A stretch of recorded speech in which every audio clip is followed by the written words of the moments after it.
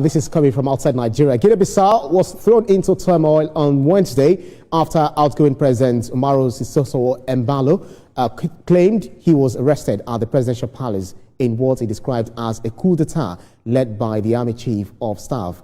Embalo said no force was used during the alleged detention. Gunfire was reportedly heard near the National Electoral Commission in Bissau, forcing journalists to take cover as security deteriorated rapidly. Several top officials, including the Armed Forces Chief, General Biagwe Ntan, his deputy, General Mamadou Toure, and the Interior Minister Boche Kande, were also reportedly detained. Embalo insisted he won Sunday's presidential election with 65% of the vote, though official provisional results were not due until Thursday. The claim deepened political tensions in a nation already divided, with both Embalo and opposition candidate Fernando Diaz de Costa declaring victory. In a major escalation, the military announced it had taken total control of the country. Soldiers suspended the electoral process, closed all borders, and secured the key locations in the capital.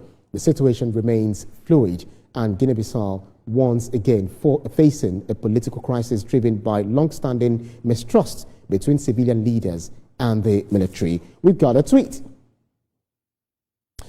Yes, this is coming from Jide Oyewole, saying that politicians need to sit up, avoid rigging, stop stifling of opposition, stop corruption, and grow economy. But all of these at Toma and Ria, it's more like we have the military, we have the position, we have the incumbent, and we have all of them now put under house arrest. This is not fashionable, they say, coup d'etat.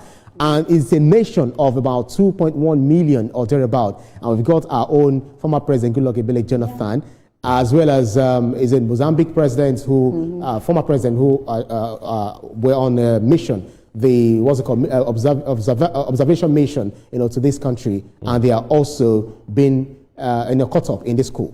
Yeah, it is. There's a situation of tomato. Which of them is, is correct? One is American, one is British, whatever. Well, we have two politicians declaring themselves as winners of the election. That on its own is really dangerous. And then the soldiers came and arrested key people, and doused that tension. But in the process of dousing the tension, are they going to hold on to power, or they're going to control the situation and then hand it over back to the civilians? That's something we have to wait and see.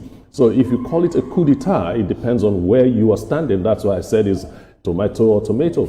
Yeah, some people do not see it as coup d'etat, while others believe strongly that these soldier boys are not going to relinquish power.